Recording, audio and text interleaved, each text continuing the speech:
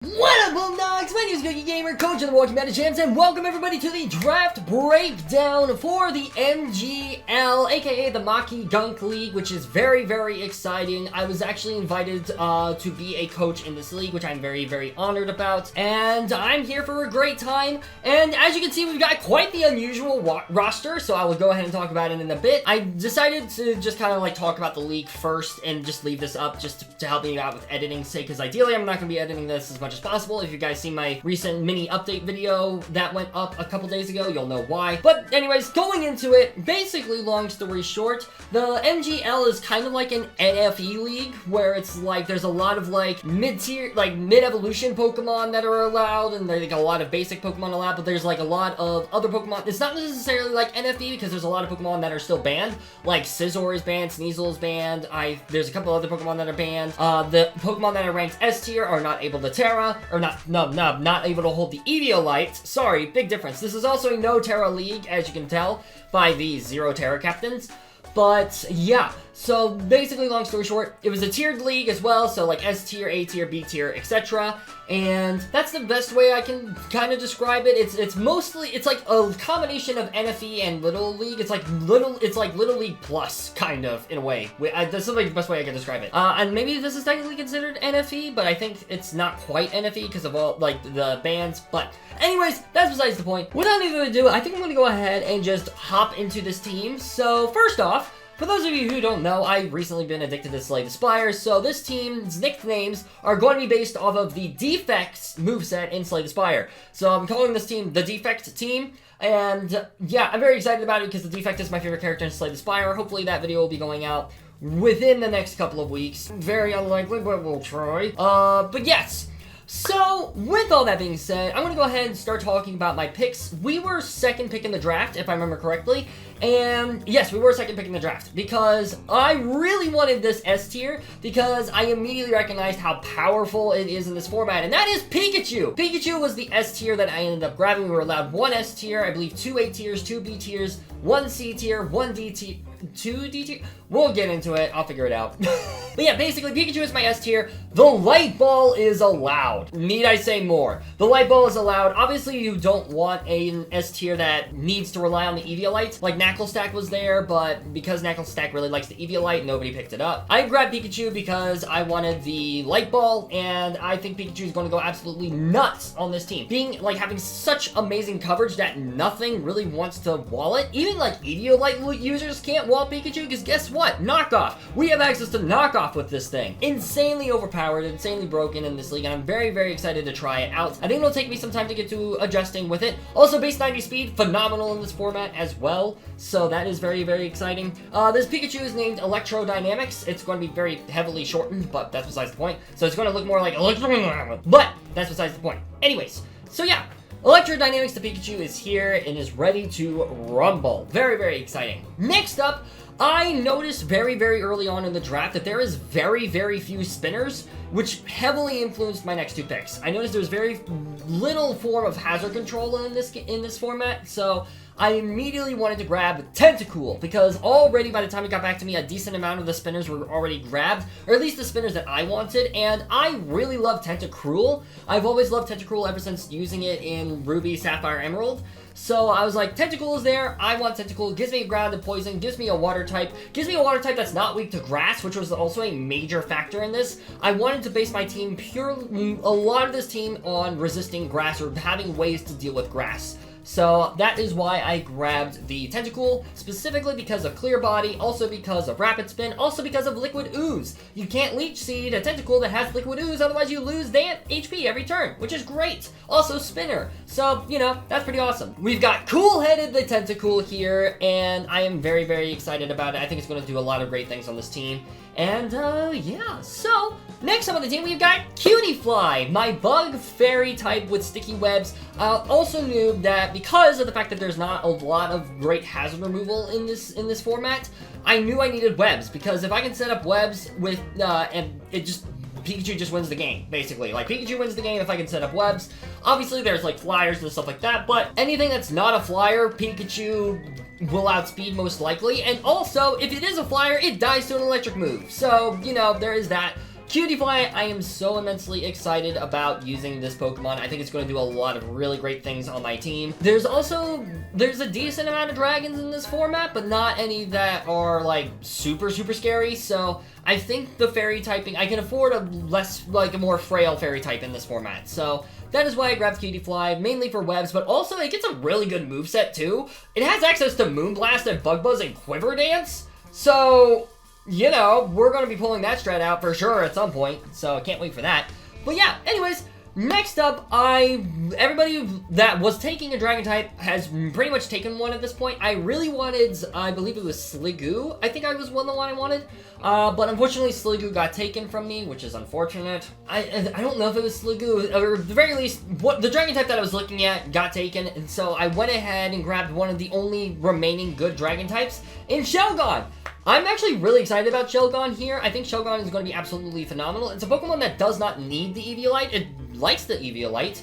That's the other thing that I wanted to try and avoid as well. I wanted to avoid Pokemon that relied on the Eviolite, because obviously, if you can fit an Eviolite on your team, great, but if a Pokemon doesn't, like, it's only good with an Eviolite, then that makes it a lot harder to bring. So, especially when you have multiple Eviolite users. So I wanted to avoid that. Shelgon does not need the Eviolite. It's already insanely bulky on the physical side. If you really want to run Assault Vest, you can.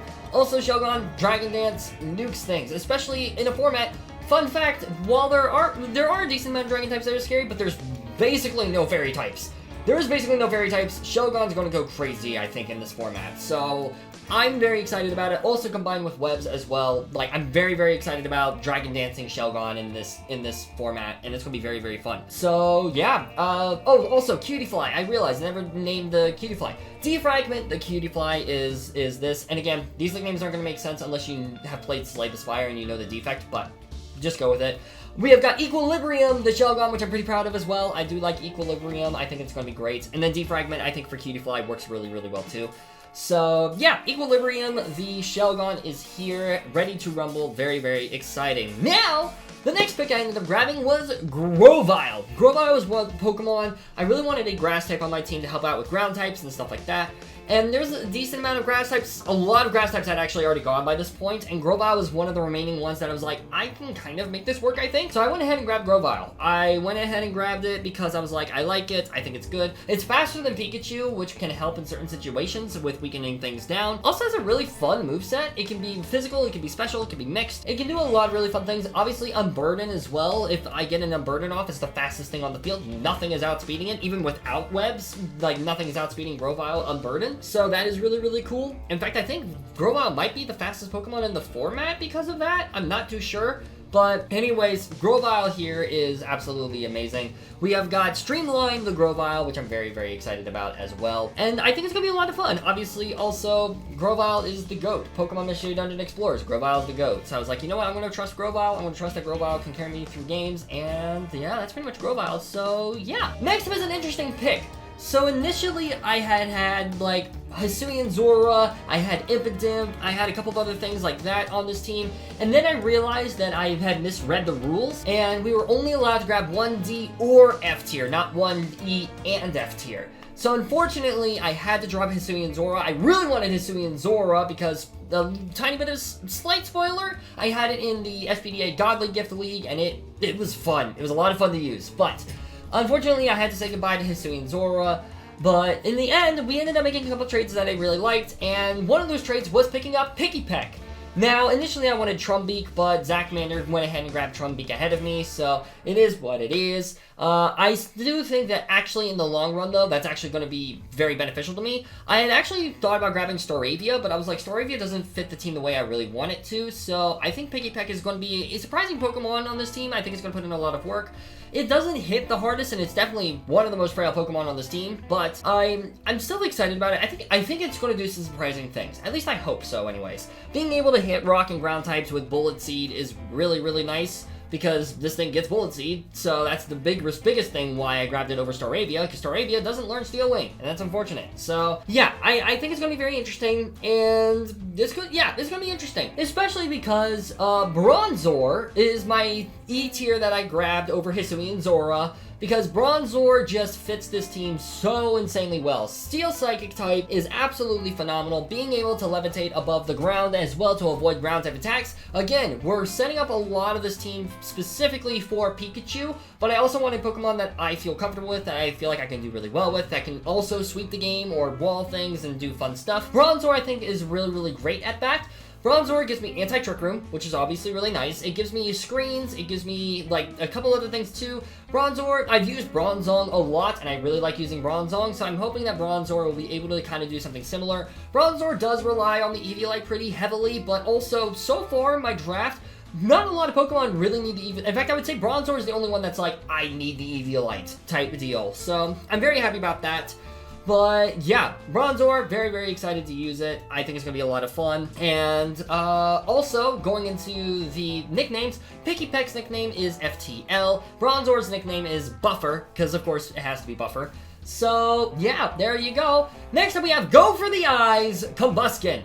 Now, this is kind of funny, because it was at this point in the draft, I think it was around my 6th or 7th pick, when I realized that I could, in theory, grab all 3 HOENN starters, like mid-evolution starters, and, like, conveniently, like, it works out really well for my team. So I grabbed Combuskin and Marshtop, which is still insane to me. I profiled Combuskin and Marshtop. Again, during the beginning of the draft, not intended whatsoever. I did not intend for this to happen, but it just kind of ended up happening anyways, and I was just kind of like, great, I'll roll with it. So, we have got Go for the Eyes, the Combuskin, which I'm very excited about. Now, something to point out, Speed Boost is unfortunately banned. That's why Combuskin fell all the way to round 8. It is what it is, it sucks, I hate it too, it's unfortunate, but Combuskin is unfortunately going to be not only running, it's going to be only running Blaze, which sucks. But the phenomenal coverage it gets, the even better mixed attacker than Grovyle is. It has, I don't know if it has better coverage necessarily, but it has even attack and special attack, whereas Grovyle's attack is weaker.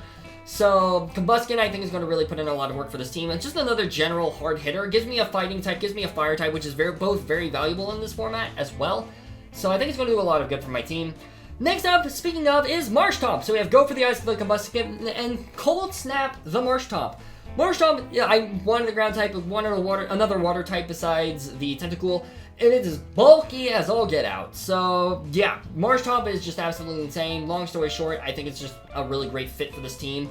Obviously not great forms of recovery, unfortunately, because I don't think it has access to Life Dew. It also doesn't have Flip Turn, which does suck a lot, but it has some decent, like, it can do a lot of things. It's really solid, and I think it's going to do a lot of good for this team. So that's the HOENN trio for you. And finally, the last Pokemon to wrap it up, we have Echo Form, the Cranidos. Now, this Pokemon was a Pokemon that I did not have my eyes on until Grace. In fact, I can't remember. Obviously, Staravia was the Pokemon that I traded for this, because they were both B tiers, but I can't remember. I also traded Impidimp away and Hisui and Zora, so Cranidos was a Pokemon that I was not looking at all in the draft. I found it in Grace, and then I looked at its stats, and then I was like, base 58 speed with sticky webs in a format that's hard to get rid of webs with a base 125 attack. Cranidos is kind of a steal low-key, so I'm very excited about Echo Form the Cranidos. 1Z, I'm channeling my inner 1Z Bayonet here with this pick. I'm very excited about it. I think it's going to do a lot of good things on this team. I'm really excited about it. So, yeah. That is the entirety of this team. I'm very excited about it. I think it's going to really do so much insanity here. Obviously, a lot of my team is pretty heavily on the physical side, Pikachu being my main special, like, destroyer. Grovyle also does that job pretty decently well, but, like, everything else is, for the most part, physical. So that's a little bit iffy, but other than that, you know, it is what it is. We have several knockoff users, which I really like. Pikachu gets knockoff, Tentacool gets knockoff. I don't think Combuskin gets it, but I think Grovyle gets it. Picky Peck gets it. Picky Peck gets knockoff. I think Marshtomp might get it as well. I'm not too sure. So we have a decent amount of knockoff users, which is really nice. I'm a very big fan of that. And we have a lot of like really great threats that I think work well on their webs. We don't have to fully rely on Pikachu to win games, but also this team really synergizes well with allowing Pikachu to win games. So I think it's going to be a very, very fun team to use, and I'm very excited about it. And yeah. So, I'm going to go ahead and start wrapping things up here. Let me know what your favorite Pokemon is down in the comments below. Also, let me know if you played Slay the Spire and if you got these references. And if you didn't get these references, play Slay the Spire. It's a really fun game.